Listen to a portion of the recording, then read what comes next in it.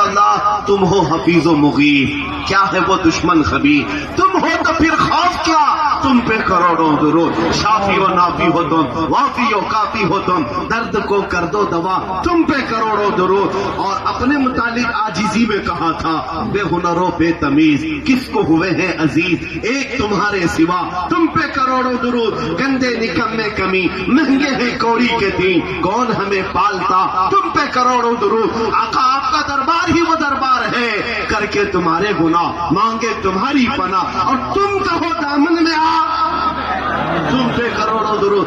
دنیا میں کوئی ایسا دربار نہیں ہے جس کی خطا کرنے کے بعد وہ پھر تمہیں بلائے، ایک بار کسی کے ساتھ نافرمانی ہو جائے وہ دھتکار دے گا، لیکن میرے مصطفیٰ کی غیرت مندی اتنی ہے کہ 1000 بار ان سے روٹھنے والا پھر واپس آتا ہے تو وہ مصطفیٰ یوں کہتے ہیں آجا میرے دامن میں پھر سے پناہ لے لے، آتا ہے فقیروں پہ انہیں پیار کچھ ایسا، خود بھیگ دے اور خود کہے منگتے کا بھلا، خود بھیگ دے اور خود کہے منگتے کا بھلا ہو۔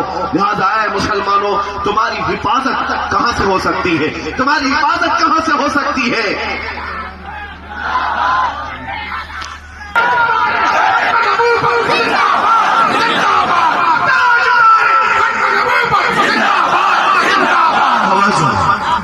آپ سب کے لیے یہ بہترین پیغام ہے۔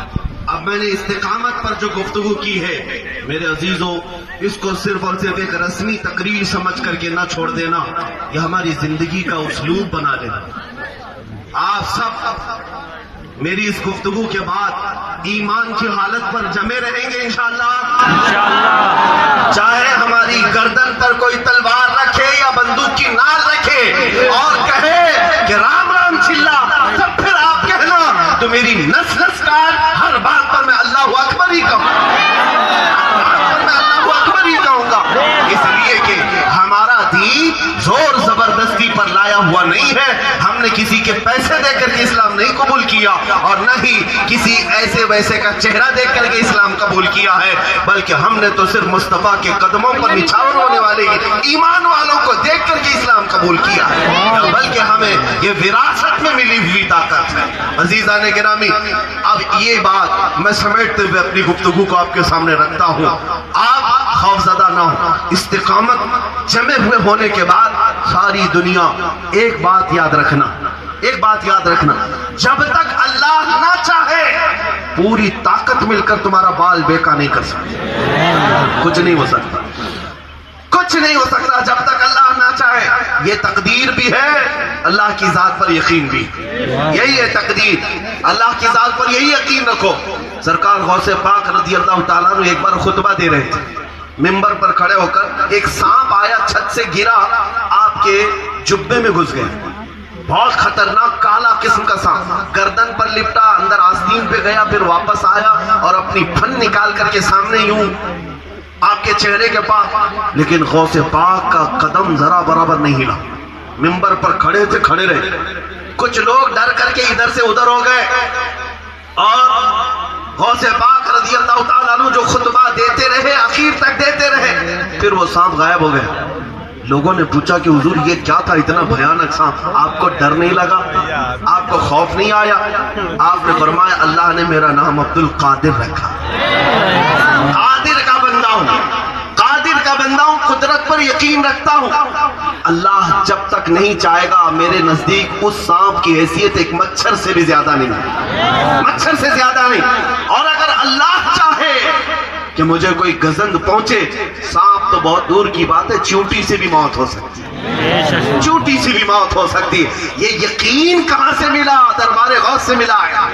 یہی استقامت ہے میرے عزیزوں، پوری طاقتیں مل کر، اگر اللہ نہ چاہے تو کچھ نہیں کر سکتی، اور اگر اللہ چاہے تو ان کی کیا بات ہے، ہم سائیکل سے گر کر کے بھی مر سکتے ہیں، بائک سے گر کر کے مر سکتے ہیں، ارے پلنگ سے گر کر کے مر سکتے ہیں۔ اللہ اگر نہ چاہے تو کچھ نہیں ہوگا، اس بات پر جمے رہو۔ اور پھر میں ایک بات یہ کہوں گا کہ آپ یہ سمجھتے ہیں کہ میں کھلے عام اسی طرح سے گھوم رہا ہوں، اوپر سے لے کر نیچے تک ساری ایجنسیاں میرے پیچھے بھی لگائی گئی، دلی سے لے کر کرناٹک تک، ممبئی تک۔ میں آپ کو بتاؤں رمضان المبارک میں ایک پاکھنڈی کو جو للکارا تھا، ان کی دھرتی ہلنے لگی۔ کیوں نہیں ہلے گی؟ ظاہر سی بات ہے، بلند آواز سے کہی جائے اور سر چڑھ کر کے بولا جائے. ہم نے دیکھا ہے آج بھی قلعے گرتے ہیں, آج بھی دیواریں ہلتی ہیں. اور پھر ہوا کیا؟ طاقت کو لگائے. دیکھو یہ مولانا کے پیچھے کون کون سی طاقت ہے, کون کون سپورٹ کرتا ہے, کتنے نیتا کھڑے ہیں ان کے ساتھ. اتفاق کی بات ہے کہ کوئی نیتا ہمارے ساتھ کیوں رہیں گے میاں؟ ظاہر سی بات ہے ہم ان کی دکھتی رگ پر جو ہاتھ رکھتے ہیں. ظاہر سی بات ہے کوئی پسند نہیں کرتا کہ مولانا آپ بار بار ہمیں اس طرح کی باتیں کرتے ہیں, سیکولر لوگوں کو آپ برا کہتے ہیں. سیکولرزم کا مطلب یہ منافقت ہو گیا. منافقت, یہ بھی اچھا وہ بھی اچھا. یا آج جو آپ یو پی میں بھی آپ داغے جائیں گے, پیٹے جائیں گے یا پکڑے جائیں گے, یا پھر آپ کو لالی پاپ دے کر کے جو بہلایا جائے گا وہ سیکولرزم کے نام پہ ہی. دیکھ لیں, میں سیاست پر بولنے نہیں آیا, لیکن ہوگا یہی کہ کوئی صاحب آئیں گے اور کہیں گے ہم تمہارے مسیحا ہیں, برسوں سے ہم تمہارے ہیں. اور ان کی حالت یہ ہے کہ مسلمان جل جائیں, کٹ جائیں, مر جائیں, ان میں سے کوئی جائے گا نہیں. ایک کسان اگر گاڑی کے نیچے آ کر مر جائے تو اس کے لیے سب جائیں گے. مسلمان مرے تو نہیں, نہ آسام میں جائیں گے, نہ کشمیر میں جائیں گے, نہ تریپورہ میں جائیں گے. کیوں؟ یہ جائیں گے تو ان کا سیکولر چہرہ بے داغ, یہ داغدار ہو جائے گا, ان کی قوم ناراض ہو جائے گی. اور یہاں مسلمانوں کو اب بھی یہ سمجھ میں نہیں آتا, اب تک یہ بات سمجھ میں نہیں آتی. سیکولرزم کے نام پر 70 سال سے دھوکے میں رکھا گیا, دھوکہ دیا گیا. عزیزان گرامی وقار, ایک بات یاد رکھ لینا, کوئی تمہارا یہاں پر مسیحا نہیں ہے, کوئی تمہارا درد سمجھنے والا نہیں ہے. اگر کوئی تمہارا مسیحا ہے اور درد سمجھتا ہے تو صرف مکین گنبد خضرا ہے, وہ صرف نبی پاک کی ذات ہے. میں جو بات کہہ رہا تھا, ساری طاقتیں لگا کر کے تلاش کرنے لگے, اس کے پاس آمدنی کتنی ہے, انکم کیا کیا ہے, اکاؤنٹ کیا ہے, زمین جائیداد کیا ہے, کچھ نہیں ملا. میرے عزیزوں, بے خوف اسی لیے آپ کے درمیان جیتے ہیں کہ اب دنیا بنانے کی کوئی ہوس ہمیں ہے بھی نہیں ہے. الحمدللہ اللہ رب العزت کو گواہ بنا کر کہتا ہوں, نہ گھر بنانے کی فکر ہے اور نہ زمین جائیداد بنانے کی فکر ہے. اب بس اتنی فکر ہے کہ اللہ کے رسول کو راضی کر کے دنیا سے جانا ہے. اتنی فکر ہے کہ نبی پاک صلی اللہ تعالیٰ علیہ وسلم کو راضی کر کے دنیا سے جائیں, کہ جائیں تو کم سے کم میرے آقا مسکرا کر کے ہمیں مسافے کے لیے ہاتھ تو بڑھائیں. اتنی بات ہے. لیکن میں ایک یقین سے بھری ہوئی بات آپ کے سامنے کہتا ہوں. مرشد برحق حضور تاج الشریعہ بدر الطریقہ رحمۃ اللہ تعالیٰ علیہ ہمیں سمجھایا تھا. ایک بار ڈر کے ماحول میں انہوں نے یہ بتایا تھا کہ اگر مسلمان ڈرنے لگے تو انہیں یہ بتا دینا, یہ بتا دینا, مجھے کیا فکر ہو اختر, مجھے کیا فکر ہو اختر, میرے یاور ہے وہ یاور, بلاؤں کو جو میری خود گرفتار بلا کر دے. جس کے پاس اتنی بڑی طاقت ہے اسے خوف کیا ہے؟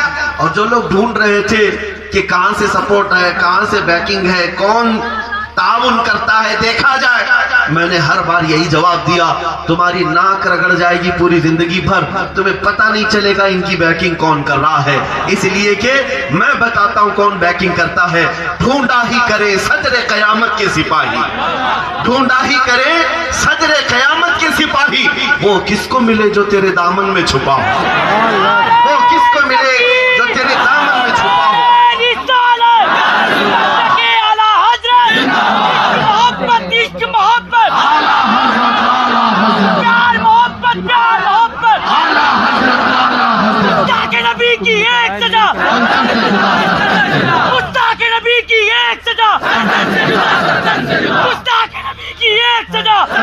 توجہ میرے عزیزوں, اب میں آپ سے اتنی بات کہوں گا, اس کے بعد جلسہ ہو یا نہ ہو, میں آؤں یا نہ آؤں, لیکن اس بات پر ضرور قائم رہنا.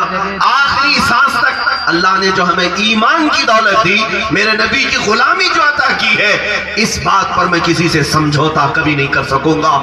جو جان مانگو تو جان دے دے, جو مال مانگو تو مال دے دے, مگر یہ ہم سے کبھی نہ ہوگا نبی کا جاہو جلال دے دے. اس بات پر قائم رہیں گے. پورن پور والے خبیب ابن عدی ایک صحابی رسول ہیں, مکہ والوں نے انہیں گرفتار کر کے سولی پر چڑھایا تھا, مکہ کے ایک چوراہے پر سولی پر چڑھایا تھا. ان کی ناک کو کاٹا, ان کے ہونٹ کاٹے, ان کے ناخنوں کو پکڑ سے کھینچا, اللہ اللہ, ان کی آنکھوں میں گرم سلائیاں پھیری, پتھر مارتے رہے.